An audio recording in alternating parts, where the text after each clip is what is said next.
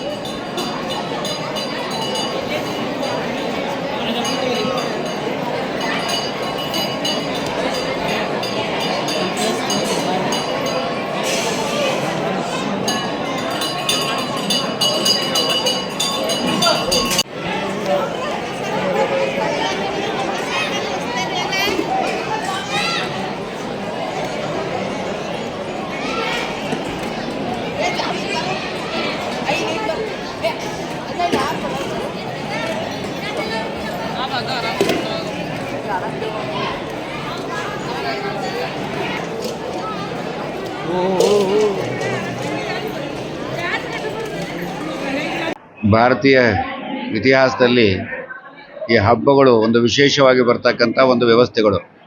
ಮನುಷ್ಯನನ್ನು ಧಾರ್ಮಿಕವಾಗಿ ಮೌಲಿಕವಾಗಿ ಬದುಕ್ತಕ್ಕಂಥ ವ್ಯವಸ್ಥೆಯನ್ನು ಕೊಡಲಿಕ್ಕೆ ಮಾಡಿದಂಥ ಒಂದು ಪದ್ಧತಿಯನ್ನು ಭಾರತೀಯ ಸಂಸ್ಕೃತಿಯಲ್ಲಿ ಇವತ್ತು ಸಹಿತ ಹಳ್ಳಿಗಳಿಂದ ದಿಲ್ಲಿಯವರೆಗೆ ಆಚರಣೆ ಮಾಡಿಕೊಳ್ಳುವುದನ್ನು ನೋಡ್ತಾ ಇದ್ದೇವೆ ನಾವು.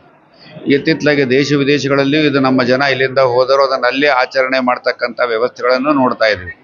ಕಾರಣ ಏನು ಅಂದರೆ ಮನುಷ್ಯ ತನ್ನ ಜೀವನದಲ್ಲಿ ಸೋತಾಗ ಕೊನೆಗೆ ಬರುವುದು ಧಾರ್ಮಿಕದ ಕಡೆಗೆ ಬರುವುದು, ಗುರುಗಳ ಕಡೆಗೆ ಬರುವುದು.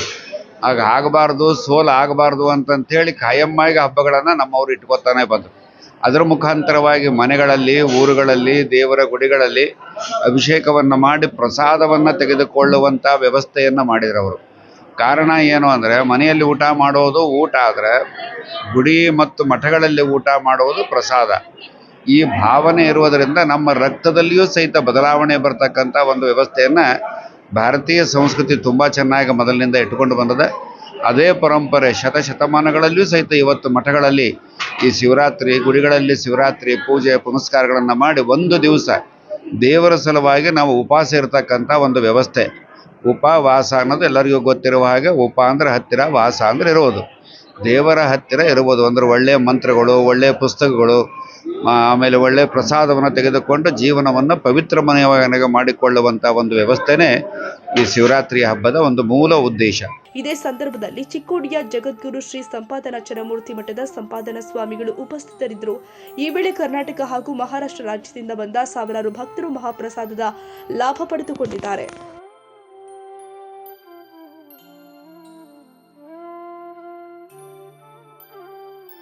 ಕನ್ನಡಿಗರ ಮೆಚ್ಚಿನ ನಿಮ್ಮ AJ 24/7 ನ್ಯೂಸ್ ಕನ್ನಡ ವಾಹಿನಿ ಇದೀಗ ಟಿವಿಯಲ್ಲಿ ಲಭ್ಯ. ವೇಳೆ ನೋಟಿಸ್ ಕೊಟ್ಟಿದ್ರೆ ವಾಪಸ್ ತಗೋತೀವಿ. ಇವತ್ತು ವಕ್ಫ್ ಪ್ರಾಪರ್ಟಿ ಅಂತೇಳಿ ಬರ್ತದೆ ಅಂತ ಹೇಳಿದ್ರೆ ರೈತರ ಬೀದಿಗೆ ಬದಲು ಏನ್ ಮಾಡ್ಬೇಕಾಗತ್ತೆ? ಯಾರು ವೋಟ್ ಹಾಕಲಿಲ್ಲ ಅಂದ್ರೆ ಗ್ಯಾರಂಟಿನೆಲ್ಲ ಸ್ಟಾಪ್ ಮಾಡ್ಬಿಡ್ತೀವಿ.